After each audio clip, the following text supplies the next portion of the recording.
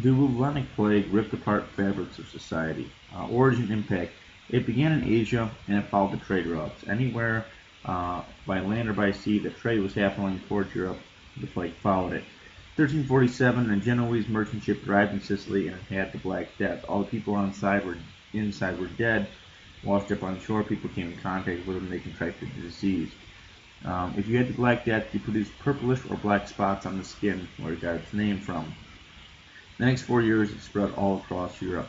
Some communities were unharmed, and they believe that one of the reasons is that people were eating grain that had mold on it, and this mold acted just like penicillin does today and killed the bacteria that caused the Black Death.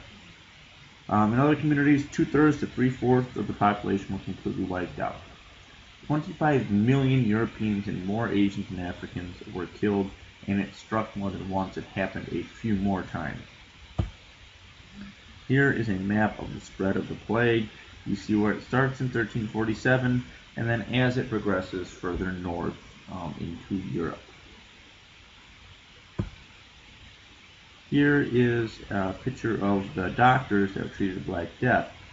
They believe that you got the Black Death from inhaling bad fumes, bad odors, so that's why they wore these penguin-like masks and all kinds of other hocus-pocus things. Here you see a picture of how the Black Death affected people. You get a fever, headache, or malaise. You have swollen lymph nodes in the buboes, which is where you get bubonic plague. Your throat and other glands would be swollen, almost the size of softballs in some things. You'd have pus that would come out, bleeding. You'd be nauseous, vomiting. In your joints, you'd have pain and ache. Effects of the plague. The manorial system crumbled. The lord, with everyone working for him, it couldn't work anymore because the lords were stuck inside their castles, fearful of the plague, and everyone else was dying. You had decreased population, trade declined, prices increased, peasants revolted. Jews were blamed. They were said to have poisoned wells, and that's the reason that the plague started. And they were then therefore persecuted, killed, tortured.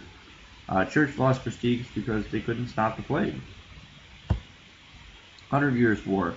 The last Capetian king died without a successor, so England's Edward III, who was Philip IV's grandson, claimed the right to the French throne. The war that this caused ensued and lasted for the next 100 years. Victory went back and forth. Sometimes the French won and took territory, sometimes the English won and took territory.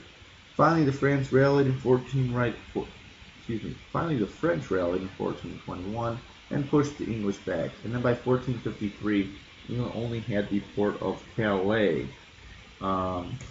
in France. Changes in warfare as a result of the 100 Years' War. During this time, knights presented foot soldiers and also anyone that fired a longbow or a crossbow. The reason for it is they didn't believe that these guys got in the action. That knights were the only type of chivalric warfare, and therefore the only people that should be involved in warfare. Well, if you fire a bow, you're at a great distance from someone. You're not up close and personal. So they didn't like these people. Oftentimes, when they captured someone and fired a bow, they would chop off their fingers so they could never fire a bow again. Well, the English longbow changed warfare. The English used the longbow at Battle of Crécy, Poitiers, and Agincourt. Crécy happened August 26, 1346. The English were outnumbered 3-1. The French had knights and crossbowmen, and with crossbowmen you had to get very close and personal to use, so they weren't used very effectively or altogether too often. Here you see how English possession changed hands throughout the years, and you see the major battles during the 100 Years' War. Here you see the Battle of Crécy with the English longbowmen. You'll see them up front here, though the longbowmen were never up front fighting. They were behind the knights and foot soldiers. They're put up front in this painting to show their importance during battle. Here's a painting of what an English longbowman would look like. Oftentimes they'd be protected behind these stakes so that cavalry and foot soldiers could not get to them very easily. And they had a secondary weapon to fight against any knights That's a picture of a longbow. Oftentimes they were 6 feet or 6 feet or longer in length, and they had a drawback length of 120 pounds. Typical bows today that are compound bows, 60 to 70 pounds for an adult male. These are almost double that. So you had to be very strong, and it took very many years to learn to A, pull back the bow and use it effectively, and B, be strong enough to actually do it. It usually takes about 12 years to train a good longbowman. Here you see the Battle of Agincourt. You have a hill on both sides. The English were pinned up against the hills and the river to the backside, completely outnumbered, some say even 10 to 1 against the French. However, it was muddy in the field, the French had no longbowmen, and the crossbowmen were located in the rear. The French march up, English utilize their archers on both sides, kill as many knights as they can before they even get to the English. The rest become bogged down by dead bodies and mud. The English completely rout the French forces, and when they're done, they've completely decimated the French army, and Henry V wins and will become king of England and France as a result. Here is King Henry V with the French and English colors, denoting that he is king of both lands here at the Battle of Agincourt. So, piggybacking what I just said about the Battle of Agincourt, the knights on the French side thought they were invincible, so they attacked. The longbowmen completely decimated their army. The arrows that they had and the amount of draw that they had on the bow just completely destroyed French armor.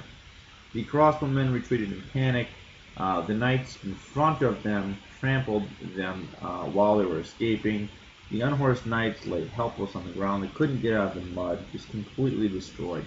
The English foot soldiers then moved in and slaughtered the French. 1/3 of the entire French army was destroyed. Excuse me. This victory was then repeated again later at Poitiers, and as I said, this was happening in the Battle of Agincourt in 1415. And this will destroy chivalric warfare. No longer is it your knight versus my knight, knights versus knights.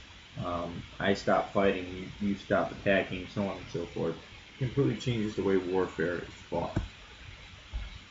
Next, Joan of Arc. So in 1420, Henry V would become king of France when Charles VI died. In 1429, a peasant woman was moved by God to rescue France and establish a new kingdom. She had visions and heard voices of saints, and she urged the French people to fight Britain and named Charles VII king, not Henry V. So on May 7, 1429, she led an army against the fort of Orleans. The French initially retreated, what French people do, but then Joan of Arc rallied the troops, and they attacked again, and they were actually successful in battle. It doesn't happen much more often. Here you see Joan of Arc rallying the troops. Another painting of Joan of Arc. Joan persuaded Charles VII to go to Reims and proclaim himself king on July 17, 1429. Joan continues to fight for France, and in 1430, the Burgundians, an English ally, captured Joan and gave her to the English. She was then handed over to the church for trial. Charles VII did absolutely nothing to help her. She was condemned a witch and a heretic and was burned on the stake on May 30th, 1431. Good job, Charles. Here is Joan going up to the pyre. Another painting of Joan before she's about to burn.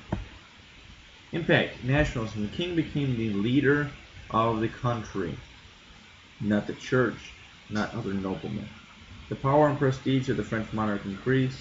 After this, England went into what is known as the War of Roses, a civil war to see who was going to be in charge, the House of York or the House of Lancaster. And after this, the Middle Ages are done. Chivalry is dead, religious devotion is shaken. That ends your slideshow for Chapter 14.